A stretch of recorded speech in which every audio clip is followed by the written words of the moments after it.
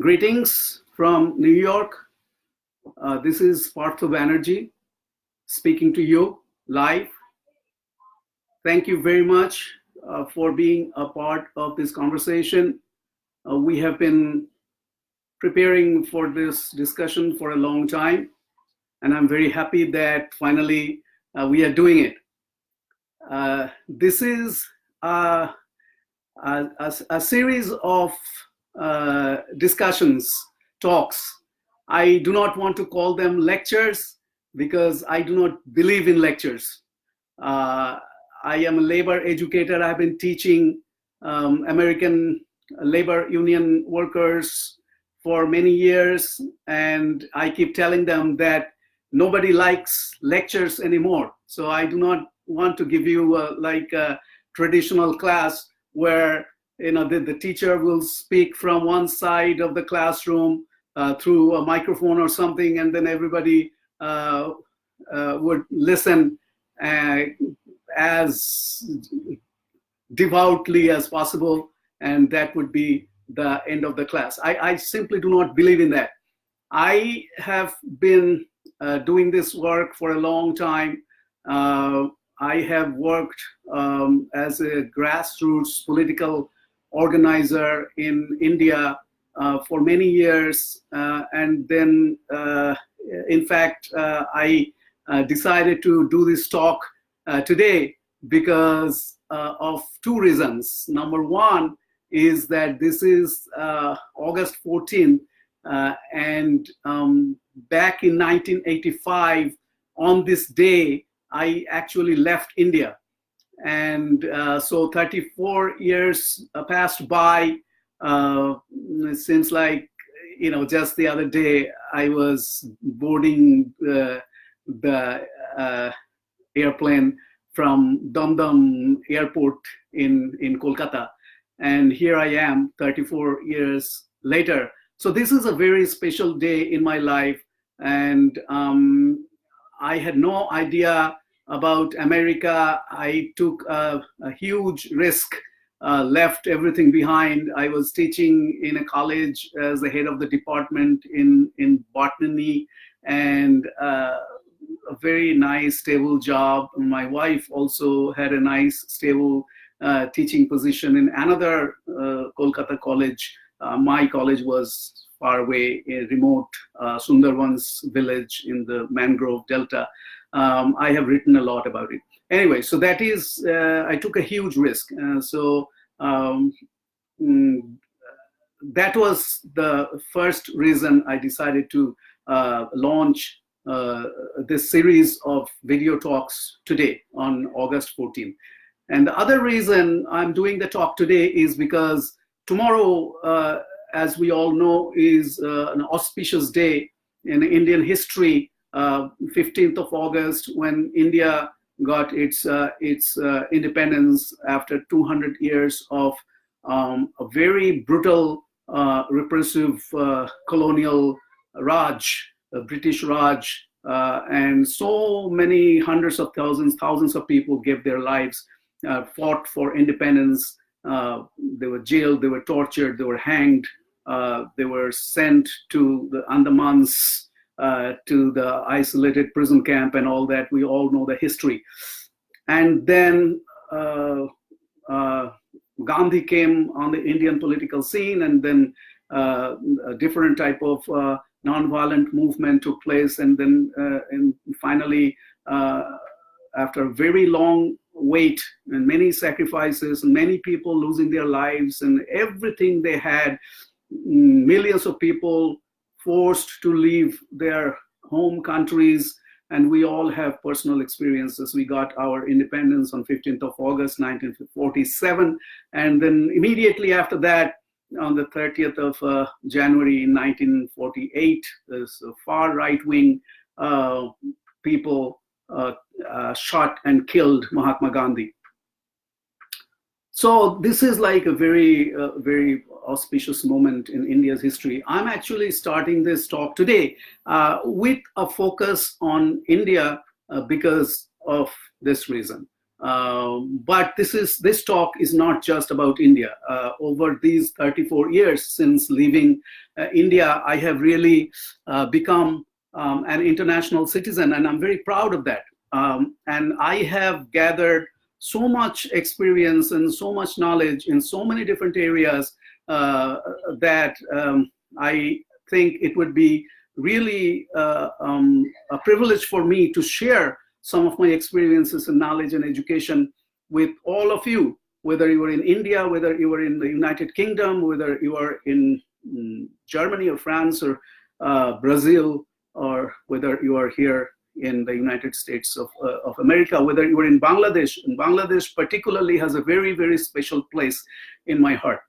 So I just decided to do this because India is going through an unprecedented historic crisis, social crisis, a political crisis, an economic crisis, an environmental crisis, a health crisis. It is really a country. It's my motherland. It's very, very close to my heart. I think about my country all the time, every single day, every single moment of my life. I think about Bengal.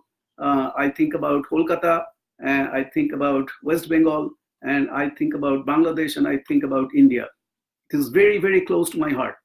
And it pains me to see how the country is on the verge of implosion, destruction. These people in power, they are really destroying the country. And we have to be very clear on that. They are using all kinds of phony, superficial excuses to completely change the Indian society, completely change the Indian economics, completely change the Indian politics, and eventually they will destroy Indian constitution as we know it. That is my feeling. And this has not happened. This is not happening for the first time in history. It has happened many times in history. It's just that unfortunately we do not read history anymore. Why am I doing this talk in English? Because I'll speak in Bangla also. But I'm actually doing this first talk in English because, number one, I have a whole bunch of American friends who are very interested. Number two, I have worked in the labor movement. I have worked in the environmental movement. I have worked in the peace movement and civil rights movement, civil liberties movement here in America. I have really lived a very different type of life in America. And I do not want to exclude them from this discussion because at the end of the day, the situation is very similar. The situation is very strikingly similar across the world. What is happening in India today, what is happening in the United States of America today, what is happening in Brazil today, what is happening in the United Kingdom today, what is happening in Sweden today, they are very, very similar. So we need to understand the global politics. We need to understand the masterminds of this really new rising fascism that is really taking the world over.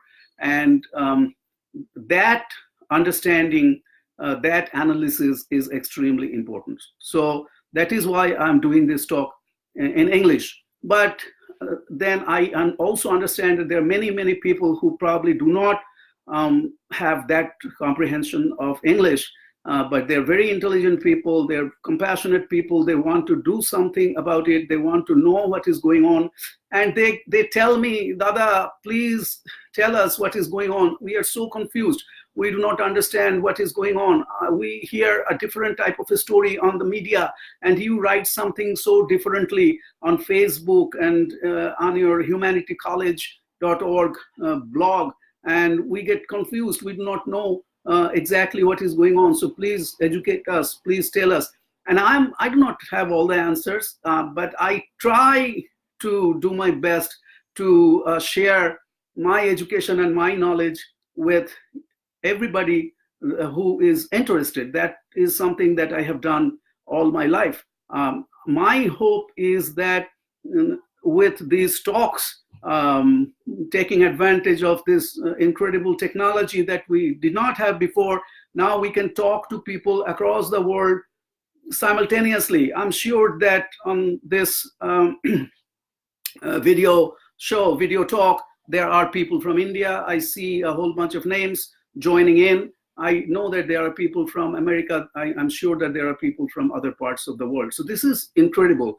If the 1%, if the corporate world, if the global media, if Modi and Shah and Trump and Bolsonaro in Brazil and Boris Johnson in the UK, can take advantage of this global economy and global connection and destroy the world in their way and basically suck the blood out of our bodies, then why can't we take the same advantage to connect with working class people, the 99% from across the world?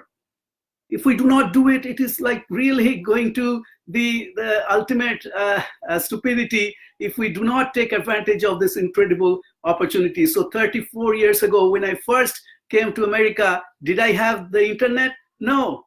We did not have anything. I was a penniless foreign student in biology, and I was here all by myself. I have written a lot about it, and I'm writing more. And I will talk just a little bit more about what I have written so far. But back in those days, we didn't even have a cell phone. I remember when I first came to America, I was in a faraway place in central Illinois, in a little town called Normal Bloomington, where I went to school to do my master's degree in biology from Illinois State University. I had no money. I was a foreign student. I had not even a penny to go back to India. I mean, I was so desperate because I left everything behind, right? I did not know what America was like. I could not speak English. Now I am speaking English, like talking freely in English. That has really taken a lot of time to learn this type of English. Okay, so it is not easy. I did not know how to cook. Okay, so in India, most men don't cook. I was one of them. So I came to America not knowing how to cook, not knowing, how the new life would be. And then I was in the middle of it. Extremely cold in Illinois, in central Illinois, near Chicago. Unbelievably cold. So everything was against me. It was a very difficult situation, but I survived. And I know back in those days who actually they, made laugh and they like ridiculed us that, and then some of them thought that, we were escaping reality. And then, they said a lot of things. I do not want to get into that. But the point is that we did not even have a cell phone back in those days. My wife was, for 1 year, I was in America all by myself, shivering in cold, in complete isolation, didn't have a single friend, didn't have a single relative in America. It was very difficult.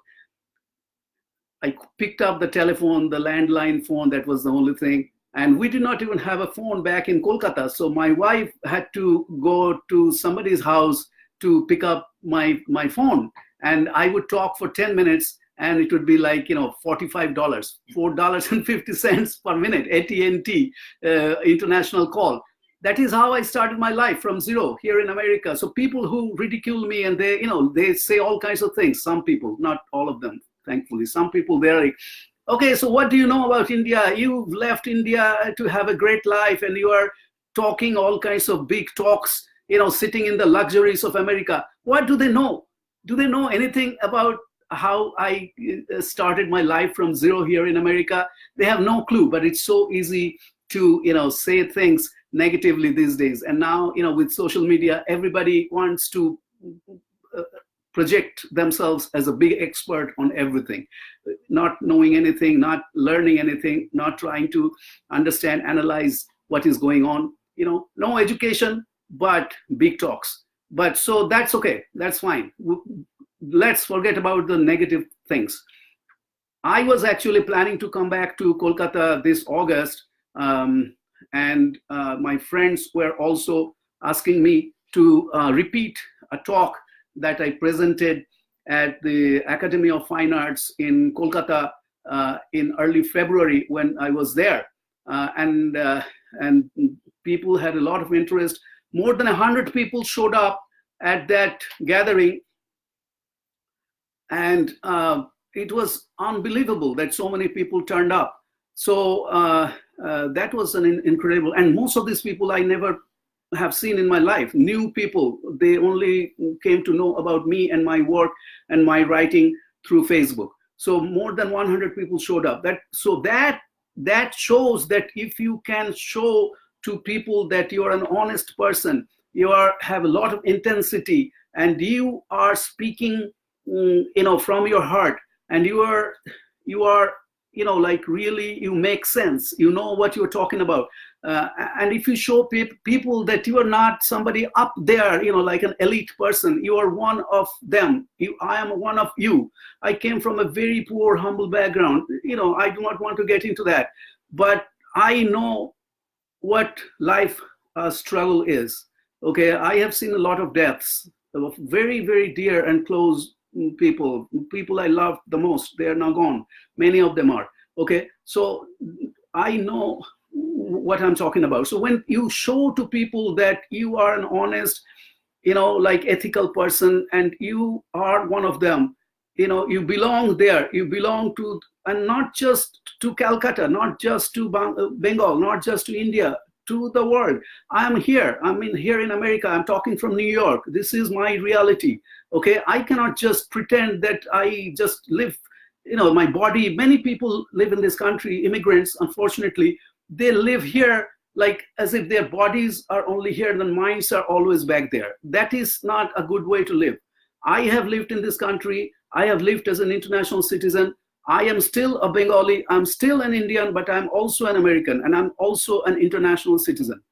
Okay, so I have worked with, like I said, with the peace movement, justice movement. I have worked with the labor movement. I've been working as a labor educator. I left my science career, went back to school when I was 42 years old. All right, this is just an introductory talk, and I have a plan with my great webmaster, my brother Wenton, and then he is sitting right there. He's helping me to make this talk possible. So I owe a lot of gratitude to him. So with his help, I'm going to float a series of video talks. We'll be talking about politics. We'll be talking about economics. We'll be talking about the environment, which is really a scary thing. Today, we have to understand the gravity of climate change and how the world is falling apart. We have to understand the rise of fascism here in America, and we have to understand the rise of fascism in India, in Brazil. This is exactly the way Hitler came to power in 1930s in Germany. Exactly. Like, you can go back to history and read it, and basically people who are like ruling India right now, their leaders actually went on record many times saying that they praised Hitler. Their RSS is all the rituals, the prayers, the bowing, to their flag and everything. So like so strikingly similar to, what the Nazi Germany did in 1930s. Okay, so don't tell me. And then they killed Mahatma Gandhi. Okay, their people, Nathuram Godse. Okay, what is happening in Kashmir today? They talk about, they had a lot of protest and grievance, and they got their political sale out of the anti-emergency movement back in 1970s. I was a part of it. I was working closely with Jayaprakash Narayan's movement in 1975 to 1977. So the things that Indira Gandhi did, promulgating emergency, putting people, opposition leaders in jail, putting press censorship and all that, these people are doing it on steroid. They have like increased it rapidly. Okay, they have clamped down on the internet and cell phone and landline in Kashmir. They have blocked it off. Okay, nobody can go there. Rule 144. Okay, and then curfew. Then they have put, leaders, big leaders, well-known, respected leaders in house arrest. Nobody knows how they're doing. Okay, they have recently held Pranay Rai and Radhika Rai, the founders of NDTV, at Mumbai airport. Why? On phony charges, because they are against this fascist, racist government. That is why. Okay, so this is what is going on. We really have to understand what is going on. At the same time, India's economy is falling apart. India's environment is falling apart. There is a huge health crisis. There is a huge crisis on women's safety. Okay, if you follow the news, today it is very easy to follow the news. You can go online and read New York Times. You can go online and read BBC, watch BBC's movies, videos. You can read The Guardian, and you can read the Times of India and watch NDTV and Anandabhajar Patrika. It's so easy. Why don't you do it? You don't have to believe. This is what I tell my American students. You don't have to believe a single word that I say. Go and verify it. Go and double check it. I'm asking you to do that. Everything that I write, everything that I talk about, I ask you not to believe a single word that I say or write. You go and double check on it, verify on it, and then you come back and tell me, okay, Dada, you're right. Or okay, Dada, you're wrong. I found this, and you talk crap. I'd be very happy to hear from you, but show me.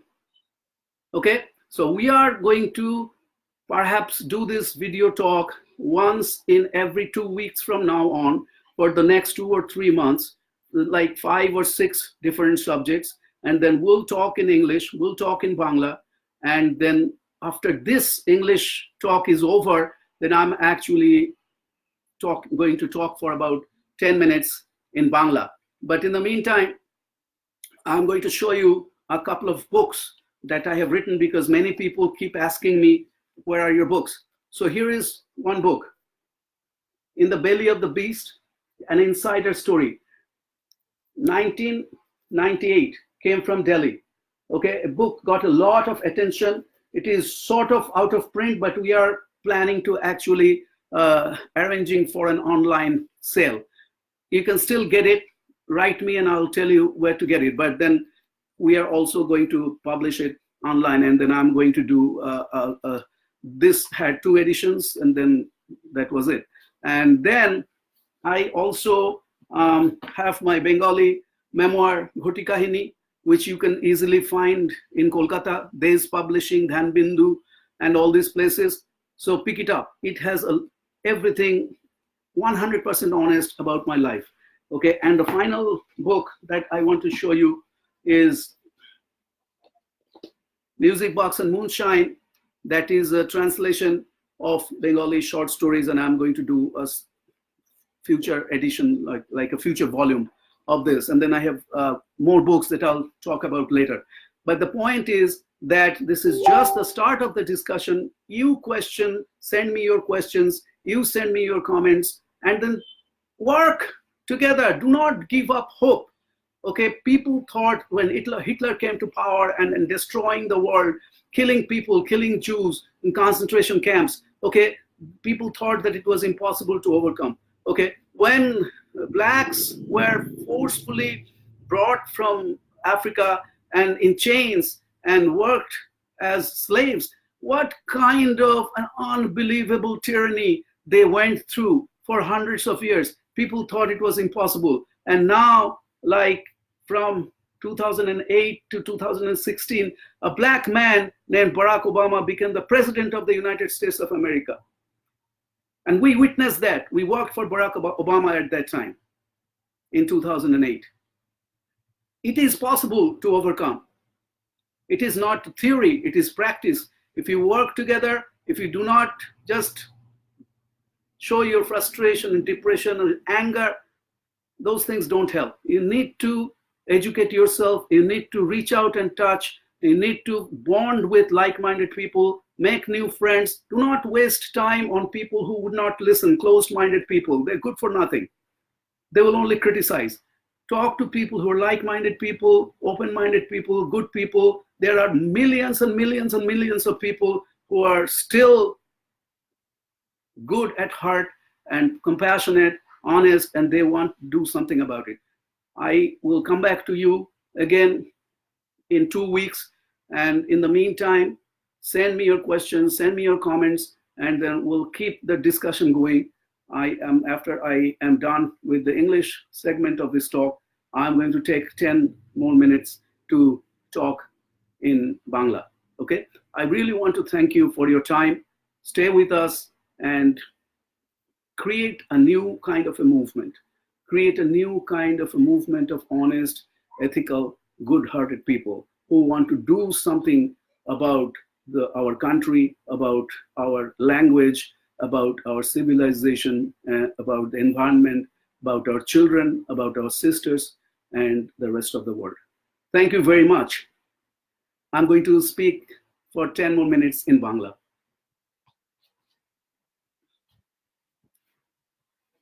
তাহলে ইংরেজিতে যে কথাগুলো বললাম সেগুলো তো আপনারা শুনলেন। এখন আমি বাংলাতে একটু বলি, কারণ একটুখানি বাংলায় বলা দরকার, কারণ প্রথম কথা বাংলায় কথা বলতে আমার ভীষণ ভালো লাগে। আর বাংলা ভাষা আমাকে এত বছর ধরে বিদেশে বাঁচিয়ে রেখেছে।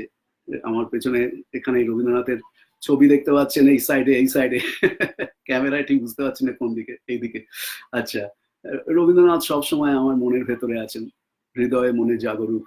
আর রবীন্দ্রনাথের গান, রবীন্দ্রনাথের কবিতা, কিন্তু গান আর কবিতা শুধু হয়, রবীন্দ্রনাথের প্রবন্ধ, রবীন্দ্রনাথের নাটক, রবীন্দ্রনাথের চিঠিপত্র, রবীন্দ্রনাথের ছোট গল্প, রবীন্দ্রনাথের উপন্যাস, সবকিছুর মধ্যে উগ্র দেশপ্রেম বিরোধী কথা আছে, সবকিছুর মধ্যে ধর্মান্ধতা বিরোধী কথা আছে, সবকিছুর মধ্যে নারী স্বাধীনতার কথা আছে। স্ত্রীপত্র, ল্যাবরেটরি, চতুরঙ্গ, শেষের কবিতা, এগুলো কি পড়ুন, এগুলো কেউ পড়ছে না আজকাল। যাই হোক, নজরুল ইসলাম, বিভূতিভূষণ, আমাদের আমাদের লালন, আমাদের বাংলা সভ্যতাটাই হচ্ছে এরকম। আমরা খোলা মনের মানুষ, আমরা এই সমস্ত ধর্মান্ধতা, ফোকাস ফোকাস, এইসব আমরা পছন্দ করি না। আমাদের ধর্ম আমাদের কাছে। আমি হিন্দু, আমার পেছনে সারদামণির মা সারদার ছবি দেখছেন। আমি রামকৃষ্ণদেবের একজন ভক্ত, আমি স্বামী বিবেকানন্দের একজন ভক্ত, আমি একেবারেই হিন্দু। কিন্তু তা বলে আমি এরা কি হিন্দু নাকি? এরা হিন্দু ধর্মকে সারা পৃথিবীর কাছে একেবারে ছোট করে দিচ্ছে।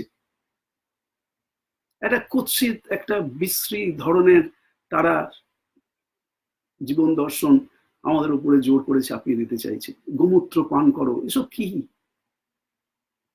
বলছে ক্যান্সার সেরে যাবে। গণেশের মাথা হাতির, কারণ তখনকার দিনে নাকি প্লাস্টিক সার্জারি ছিল। মানে কি বলবো, এটা বুলশিট বলে একটা আমেরিকান শব্দ আছে, সেটাই বলতে হয়, আর কি বলবো। এরা কোনো শিক্ষা দীক্ষা কোনো কিছু ধারণা, বাংলা ভাষা, সাহিত্য, সভ্যতা, সংস্কৃতি কিচ্ছু বোঝে না। এরা বাংলাটাকে একেবারে ধ্বংস করে দিতে চায়, আমাদের এই এতকালের এত গৌরবোজ্জ্বল সংস্কৃতি। বাংলাদেশ কি রক্তটাই না দিয়েছে বাংলা ভাষাকে বাঁচিয়ে রাখার জন্য। আমি এদেশে বাংলাদেশের বন্ধুদের সঙ্গে কাজ করি, এতকাল ধরে কাজ করে আসছি। কি চমৎকার সমস্ত মানুষ।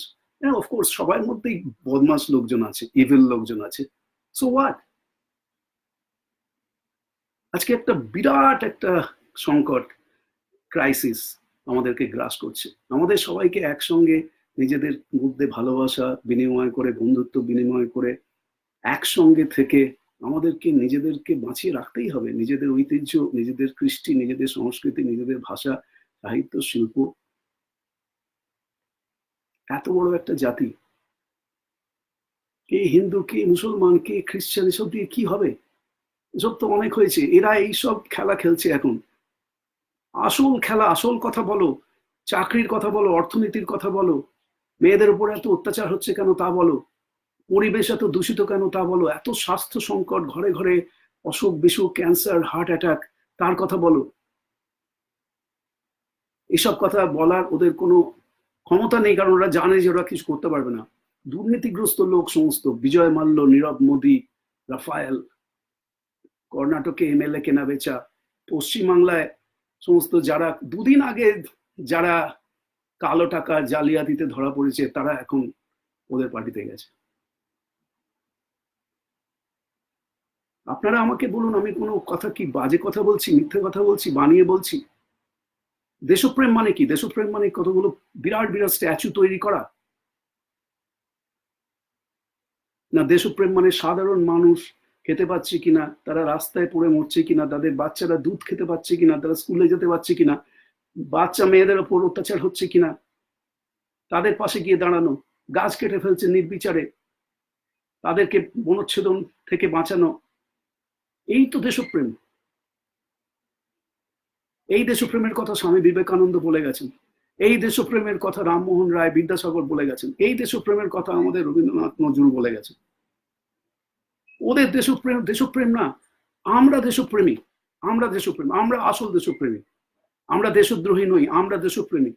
কথাগুলোকে ঘুরিয়ে দেবেন, ওদের ওপর চাপিয়ে দেবেন, আর যত আজে বাজে কথা বলবে নিয়ে যাবেন আসল সাবজেক্টে যাতে কথা বলে। আবার আসবো ফিরে, কথা বলুন, কমেন্ট করুন, প্রশ্ন করুন, আমার সঙ্গে যোগাযোগ রাখুন। আমি তো একা কিছু করতে পারবো না, আমার সেই ক্ষমতা নেই, সবাই মিলে কাজ করতে হবে। আজকে এই পর্যন্ত বললাম, আবার পরে নতুন একটা সাবজেক্ট নিয়ে ফিরে আসবো। আপনারা সবাই ভালো থাকুন, সুস্থ থাকুন। আজকে 14ই আগস্ট আমি এদেশে আমার প্রিয় ভারত ভূমি বাংলা ছেড়ে আমি আমেরিকায় এসেছিলাম। এই দিনটা আমার কাছে খুব একটা অন্যরকম একটা দিন। তাছাড়া কালকে 15ই আগস্ট ভারতের স্বাধীনতা দিবস। ভারতের স্বাধীনতা দিবস মানে বাংলাদেশেরও প্রথম স্বাধীনতা দিবস। 1971-এ বাংলাদেশ রাষ্ট্র গঠিত হওয়ার আগে 1947-এই ব্রিটিশের হাত থেকে তখনকার পূর্ব বাংলা মুক্তি পেয়েছিল। কি গৌরবোজ্জ্বল ইতিহাস আমাদের বাঙালিদের, দুই বাংলার। আমরা রাজনৈতিকভাবে বিভাজিত হয়ে গেছি মানে তো দুটো জাতি আলাদা হয়ে যায়নি, আমরা একই আছি, একই পোশাক পরি, একই খাবার খাই, একই গান গাই, সোনার বাংলা আমি তোমায় ভালোবাসি, কি অপূর্ব গান। আবার আমাদের জনগণমন, একই কবির লেখা। ভালো থাকুন সবাই, আবার পরে কথা হবে। নমস্কার।